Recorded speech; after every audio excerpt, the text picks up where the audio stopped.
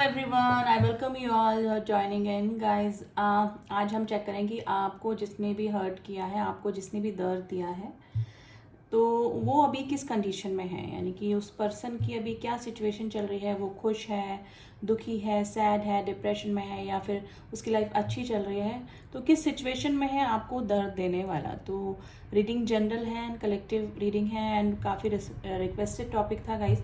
तो चलिए आज रीडिंग करके देखते हैं कि आपको जिसने तकलीफ दी वो आज किस कंडीशन में है। तो reading general and collective reading है, मेल फीमेल कोई भी इस रीडिंग को देख सकता है।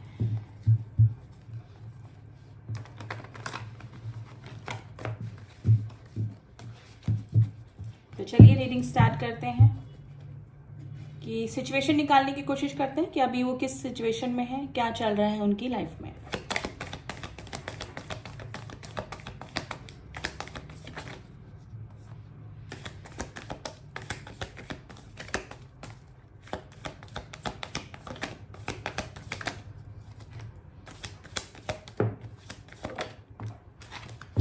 कार्ड्स हमारे पास आ गए हैं। ओके, 2 ऑफ स्वॉर्ड्स की एनर्जी आई है। देखिए ये स्थिति चल रही है जैसे कौवे बाल नोच रहे हैं ना, जैसे क्रोज दोनों तरफ से इस पर्सन के बाल खींच रहे हैं। यानी कि इधर से भी परेशान, उधर से भी परेशान। 2 ऑफ स्वॉर्ड्स की एनर्जी में है, यानी कि दो सिचुएशन में कोई है जो कि जगल कर रहा है। देखिए 4 ऑफ कप्स की एनर्जी आई है, 9 ऑफ कप्स यानी कि रिवर्स में आया है। इसको हम सीधा रखेंगे लेकिन हम इसको रीड रिवर्स में ही करेंगे। 10 ऑफ स्वॉर्ड्स की एनर्जी आई है guys, 10 of wands. Okay okay, very clear energy guys निकल के आई है। ये पर्सन रिग्रेट में है। जो भी पर्सन ने आपको चीट किया, धोखा दिया, दर्द दिया, जिस विश फुलफिलमेंट को पूरा करने के लिए आपको छोड़कर गए थे, ये कार्ड आया रिवर्स में। ये विश यानी कि अपनी इच्छा को पूरी करने के लिए आपको छोड़कर गए। मे भी हो सकता है कि कोई फाइनेंशियल प्रॉफिट इनको हुआ हो, या फिर किसी की तरफ अट्रैक्ट हो गए हैं, या फिर किसी भी प्रॉफिट के लिए अपने सेल्फिशनेस की वजह से ये पर्सन आपको छोड़कर गए होंगे। तो वो सिचुएशन इनको नहीं मिली, यानी कि वहाँ पे इनको डिसअपॉइंटमेंट ही मिला। जिस चीज़ की खुशी के लिए, जिस चीज़ को पाने के लिए गए थे, वहाँ पर उनका ये विश फुलफिलमेंट नहीं हुई। 4 ऑफ कप्स की एनर्जी वो एनर्जी होती है गाइस जो कि रिग्रेट करती है, यानी कि किसी चीज़ को खो देना, किसी मौके को गंवा देना, किसी इंसान को गंवा देना जो कि उनके लिए काफ़ी बेनिफिशियल यानी काफ़ी इंपॉर्टेंस रखता था लाइफ में। तो रिग्रेट की एनर्जी में है। 10 ऑफ स्वॉर्ड्स की एनर्जी गाइस, इस पर्सन को धोखा मिला है, चीटिंग मिली है, बैक स्टेपिंग मिली है। ठीक है, मे भी हो सकता है कि जिस पर्सन के लिए ये पर्सन ने आपको छोड़ा था, उस पर्सन की तरफ से इसको चीटिंग मिली है। इनकी जिस तरह से आपकी पीठ पे इन्होंने छुरा भोंका, उसी तरह से इस पर्सन की लाइफ में भी कुछ इसी तरह से हुआ है। 10 ऑफ स्वॉर्ड्स की एनर्जी ये भी बताती है कि ये पर्सन को अभी थोड़ा सा हेल्थ इशू भी हो सकता है, डिप्रेशन का भी शिकार हो सकता है, और थोड़ा सा नेगेटिव एनर्जी का असर भी इस पर्सन के ऊपर हो सकता है। 10 ऑफ वैंड्स यानी कि बर्डन की एनर्जी में है गाइज। ये पर्सन के ऊपर काफ़ी बर्डन अभी हो रहा है, या फिर हो सकता है कि इस तरह की सिचुएशन है कि ये पर्सन हर तरह से परेशान है, यानी कि फाइनेंशियली भी परेशान है, रिलेशनशिप को भी लेकर परेशान है। सारे ही कार्ड नेगेटिव आए हैं। ये कार्ड पॉजिटिव होता है, ये भी लेकिन रिवर्स में आए हैं, जो कि ये बताता है कि जिस इच्छा को पूरा करने के लिए ये आपको छोड़ कर गए थे, आपको चीट करके गए थे, वहां पर उनकी ये इच्छा कंप्लीट नहीं हुई। द हेरोफेंट का कार्ड आया है। मे भी हो सकता है कि गाइस ये किस तरह से अब हंस रहा है अपने ही उस पे। द हेरोफेंट यानी कि मे भी हो सकता है कि ये कोई मैरिज का सीन हो सकता है। इनकी कोई या तो मैरिज टूटी है, या फिर कोई रिलेशनशिप टूटा है, या फिर कुछ ना कुछ सिचुएशन इस तरह से हुई है जिस वजह से ये पर्सन काफ़ी परेशान और डिप्रेशन में है। क्वीन ऑफ वैंड्स की एनर्जी आई है।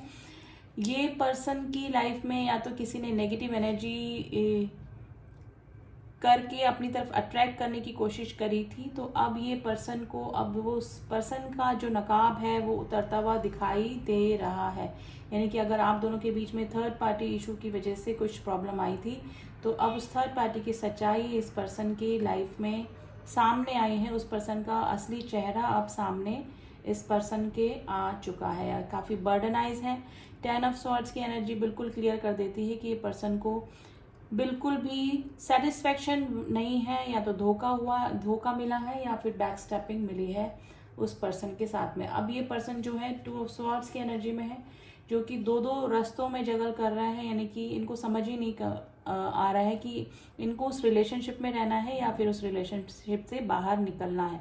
यानी कि ये चाह रहे हैं उस रिलेशनशिप में, लेकिन इस तरह से फंसे हुए हैं उस जाल में कि ये निकल भी नहीं पा रहे हैं। तो अपने जो डिसीज़न इन्होंने लिया पास्ट में उससे काफ़ी रिग्रेट कर रहे हैं, ठीक है, काफ़ी परेशान हैं और उस सिचुएशन से निकलना तो चाह रहे हैं लेकिन निकल नहीं पा रहे हैं। तो बर्डन है, फाइनेंशियल इशू भी इस पर्सन की लाइफ में हो सकता है, ठीक है। अब ये देखते हैं कि थोड़ा सा क्वीन ऑफ स्वॉर्ड्स की energy, sorry queen of wands की एनर्जी किसके लिए आई है, और ये देखते हैं कि किससे धोखा मिला है। 10 ऑफ स्वॉर्ड धोखा, बैक स्टेपिंग को बताता है। तो पहले हम 10 ऑफ स्वॉर्ड्स की एनर्जी को क्लियर करेंगे।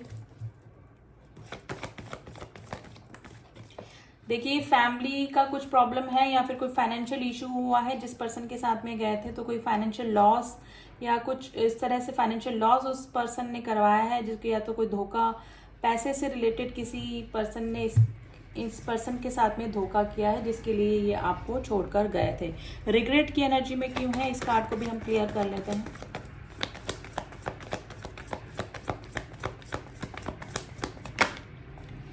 देखिए व्हील ऑफ फॉर्च्यून का कार्ड है। ये चाहते हैं कि इनका भाग्य बदल जाए, ये पास में जाके अपनी सारी चीजें सही कर दें, क्योंकि पहले हो सकता है कि इन्होंने आपने इस पर्सन को चेज किया, आपने इस पर्सन से कमिटमेंट या फिर कुछ मांगा हो, लेकिन ये पर्सन का जो समय इस तरह से चल रहा था, या तो कोई नेगेटिव एनर्जी का असर था या फिर एरोगेंसी की वजह से या फिर अपने किसी पैसे से रिलेटेड किसी फायदे की वजह से ये पर्सन आपको छोड़कर कहीं चले गए होंगे। लेकिन अब जो व्हील ऑफ फॉर्च्यून है वो घूमा है, समय का पहिया अब घूमा है, लक अब आपकी साइड में आ गया है, यानी कि इस पर्सन को अपना कर्मा मिल रहा है और यही पर्सन ये सोच रहे हैं कि मैंने किसी के साथ में गलत किया, वही चीज़ इनके सामने अब रिपीट हो रही है, ठीक है। 10 ऑफ स्वॉर्ड्स, सॉरी बर्डन क्यों फील कर रहे हैं ये भी देख लेते हैं। देखिए ये पर्सन अपने पास में की हुई जो गलतियां हैं उस पर्सन को काफ़ी हो रहा है। मे भी हो सकता है कि आपसे लड़ाई झगड़ा या फिर कुछ इस तरह से आप दोनों के बीच में कॉन्फ्लिक्ट्स भी हुए होंगे, ठीक है। तो ये सोच सोच के काफ़ी घबरा रहे हैं और आपकी तरफ आने में भी इस पर्सन को हेजिटेशन हो रहा है, क्योंकि पास्ट में इसी पर्सन की वजह से आप दोनों के रिलेशनशिप में प्रॉब्लम आई होगी, ठीक है। और हो सकता है कि जहाँ पर भी अभी रह रहे हैं वहाँ पर भी लड़ाई झगड़े, कुछ कॉन्फ्लिक्ट्स आसपास इनके अराउंड चल ही रहे होंगे। अब देखते हैं हेरोफेंट की एनर्जी क्यों निकल कर आई है। इनको लग रहा है कि अब सब कुछ खत्म हो चुका है। देखिए कर्मा फेस कर रहे हैं, जजमेंट का कार्ड होता है जो कि कर्मा को बताते हैं, यानी कि अगर इनका कोई रिलेशनशिप ठीक नहीं चला, किसी ने इनको चीट किया है या फिर कुछ लॉसेस दिए हैं, तो ये इनका कर्मा ही है जो कि रिपीट होकर इनके लाइफ में वापस से आया है। यानी कि जो भी हो रहा है ये सब इट्स ऑल अबाउट कर्मा। जो भी ये फेस कर रहे हैं वो एक इनका कर्मा की वजह से ही हुआ है। इन्होंने किसी के साथ में बुरा किया तो इनके साथ में भी सेम वही चीज़ें रिपीट हो रही है, ठीक है। क्वीन ऑफ वैंड्स की एनर्जी को भी एक बार क्लियर कर लेते हैं। अगर हमने सारे कार्ड से क्लियर करे हैं तो क्वीन ऑफ वैंड्स की एनर्जी किसके लिए निकल कर आई है।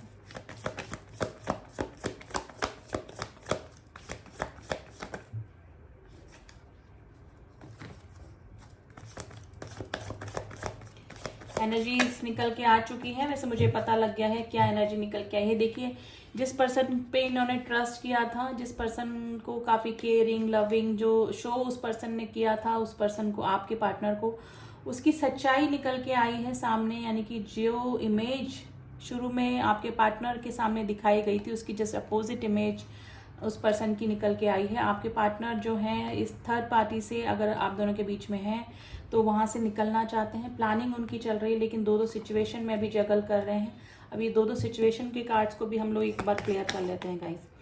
देखिए ये थर्ड पार्टी इशू का कार्ड आपके बीच में आ गया है। ये फंसे हुए हैं, थर्ड पार्टी से निकलना चाहते हैं। इनको समझ नहीं आ रहा है कि थर्ड पार्टी से अब कैसे निकला जाए, ठीक है। क्वीन ऑफ वैंड्स वापस से आ गई है, यानी क्वीन ऑफ वैंड्स यानी कि जो भी सिचुएशन है या तो कोई नेगेटिव एनर्जी का असर इस पर्सन के ऊपर इस तरह से किया हुआ है कि ये अपने आप को सब कुछ पता होने के बावजूद भी कि इनके साथ में चीटिंग हुई है, इनके साथ में धोखा हुआ है, फिर भी वहाँ से निकल नहीं पा रहे हैं। तो ये सिचुएशन, दो सिचुएशन में आपके पार्टनर जगल कर रहे हैं। ठीक है गाइस, जो सिचुएशन है वो कार्ड्स में सब निकल के आ गई हैं। मैं आपको कुछ राशियां बता देती हूँ। वैसे कलेक्टिव रीडिंग है, सभी जॉडिक साइन आ जाते हैं, फिर भी वाटर साइन है Cancer, Scorpio, Pisces. Air sign भी है Gemini, Libra, Aquarius, Aries, Leo, Sagittarius. Taurus राशि काफ़ी स्ट्रांग निकल के आई है। व्हील ऑफ फॉर्च्यून में सारी ही राशियाँ निकल के आ जाती है। पेंटिकल्स की भी राशि आ गई है, taurus, Virgo, Capricorn and Pisces की राशि बहुत स्ट्रांग निकल के आई। ठीक है, तो ये कुछ राशियां हैं, कुछ नंबर हैं, वो आपसे रेजोनेट कर सकते हैं। ये आपके डेट ऑफ बर्थ या फिर आपके पार्टनर के डेट ऑफ बर्थ हो सकते हैं। नंबर 4, नंबर 9, नंबर 10, नंबर 10 की एनर्जी निकल के आई है गाइज। नंबर 3 एंड नंबर 13 ये आपके लिए इंपॉर्टेंट हो सकते हैं। नंबर 2 की एनर्जी निकल के आई है, नंबर 2 भी आपके लिए इंपॉर्टेंट हो सकता है आज। ठीक है, अब कुछ मैसेजेस हम देख लेते हैं आपके पार्टनर के, कि वो आपको अभी प्रेजेंट टाइम में क्या मैसेजेस या फिर उनके दिल की क्या कंडीशन चल रही है। तो कुछ रेंडमली ही मैसेज निकालेंगे।